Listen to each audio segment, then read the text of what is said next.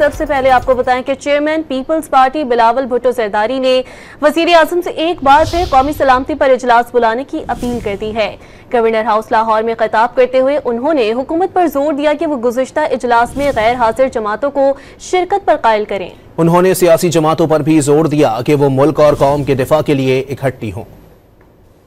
हम अपील करते हैं वजीर आजम से कि वे फिर से एक महीने के बाद सही तो एक बार फिर कोशिश करे कि इस किस्म का मीटिंग बुलाया जाए या एक स्मॉलर मीटिंग बुलाया जाए और हुकूमत को पूरा कोशिश करना चाहिए कि वो सियासी जमातें जो किसी न किसी वजह से नहीं आ सके, हुकूमत को कोशिश करना चाहिए कि उनको कायल किया जाए कि जहां तक मुल्क के दिफा की बात है, जहां तक बैनुल अक़वामी कुव्वतों की पाकिस्तान के खिलाफ साजिश की बात है, जहां तक पाकिस्तान के बेगुनाह शहरियों को शहीद करने की बात है, तो वहां सारे सियासी जमातों को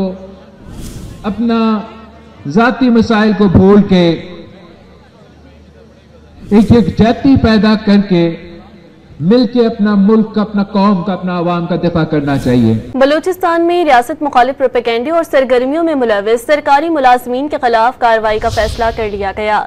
तमाम कमिश्नर्स और जिला अफसरान को मुलविस सरकारी मुलाजमीन के खिलाफ कार्रवाई का हुक्म दे दिया गया है।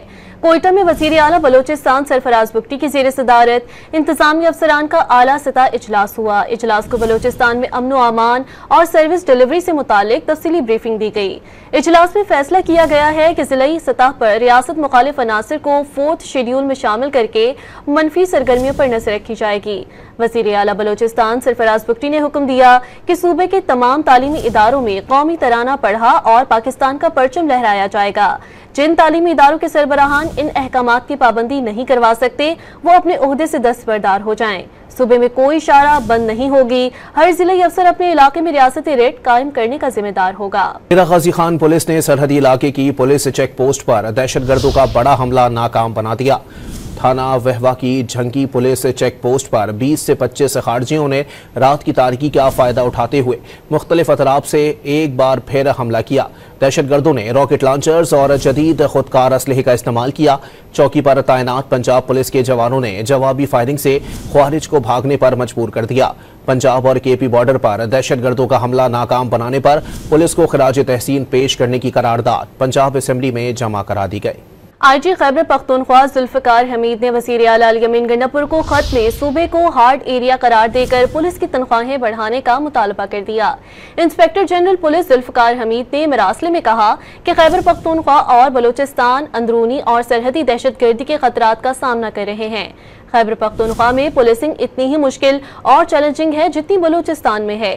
बलूचिस्तान को हार्ड एरिया करार दिया गया है और खैबर पख्तूनख्वा में भी खतरात ज्यादा हैं। मरासले के मतन के मुताबिक बलूचिस्तान में पुलिस अफसरान और अहलकारों को ज्यादा माली मराहत दी जाती हैं।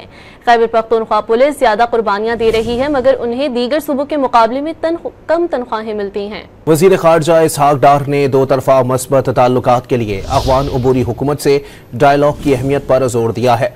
वजीर खारजा इसहाक डार की जेर सदारत अफगानिस्तान की सूरत हाल पर इजलास हुआ। इस मौके पर नुमाइंदा खुसूसी सादिक खान ने दौरा काबुल पर वजीर खारजा को ब्रीफिंग दी।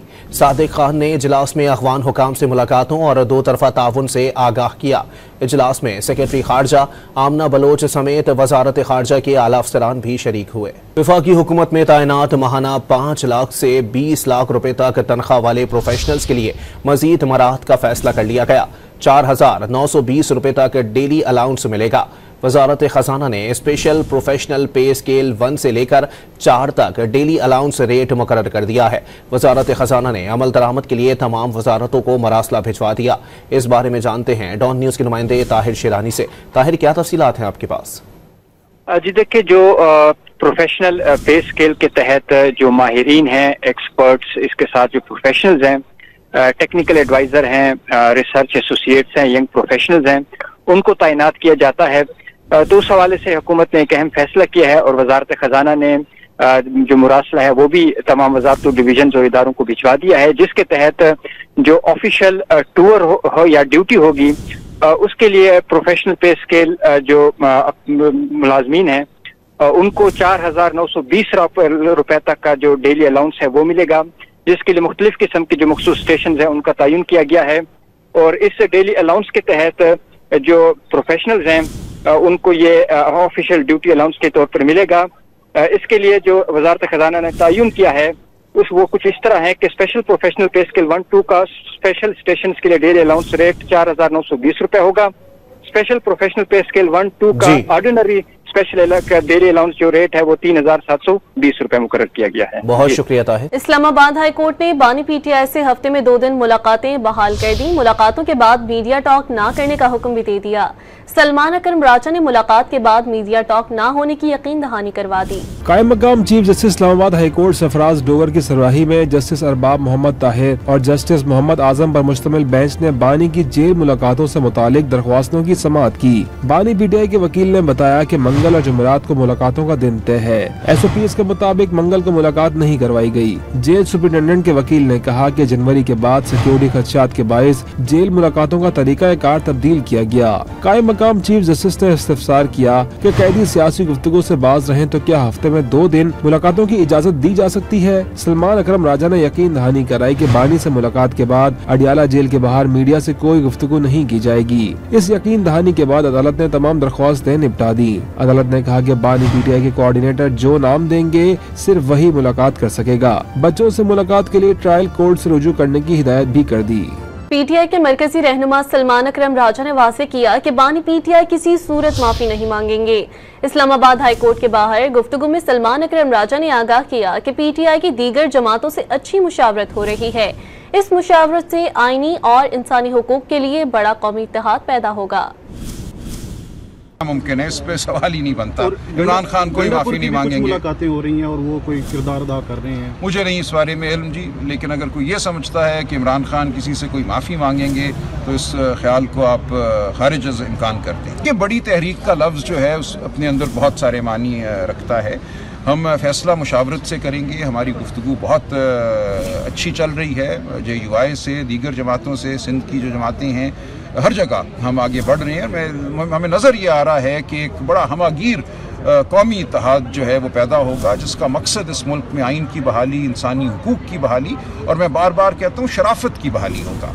कराची में मलीर हॉल्ट के करीब वाटर टैंकर की टक्कर से मोटरसाइकिल सवार हामला खातून, उसका शौहर और जन्म लेने वाला नौमौलूद भी दम तोड़ गया। अब्दुल कयूम नामी शख्स अपनी हामला बीवी के अस्पताल से चेकअप के बाद मोटरसाइकिल पर घर जा रहा था कि दोनों वाटर टैंकर की जद में आ गए। रेस्क्यू जराये के मुताबिक खातून ने जख्मी हालत में बच्चे को जन्म दिया, जो मौके पर ही दम तोड़ गया। हादसे के बाद मुश्तिल अफराद ने तोड़ फोड़ के बाद वाटर टैंकर को आग लगाने की कोशिश की, जिसे पुलिस ने नाकाम बना दिया। पुलिस के मुताबिक ड्राइवर को गिरफ्तार करके टैंकर तहवील में ले लिया गया है। हादसा मुमकिन तौर पर टैंकर के ब्रेक फेल होने के बायस पेश आया। कराची प्रेस क्लब के करीब एहतजाज के बायस ट्रैफिक का निजाम दरहम बरहम हो गया। एहतजाज के बायस press club, Shaheen complex, II Chundrigar road और अतराफ में गाड़ियों की लंबी कतारें लग गईं। शहरी घंटों ट्रैफिक जाम में फंसे रहे। बेशतर शहरियों ने मजबूरन रोजा सड़क पर अफ्तार किया। कई घंटों बाद मुजाहिरीन के मुंतशिर होने पर ट्रैफिक की रवानी बहाल हो गई।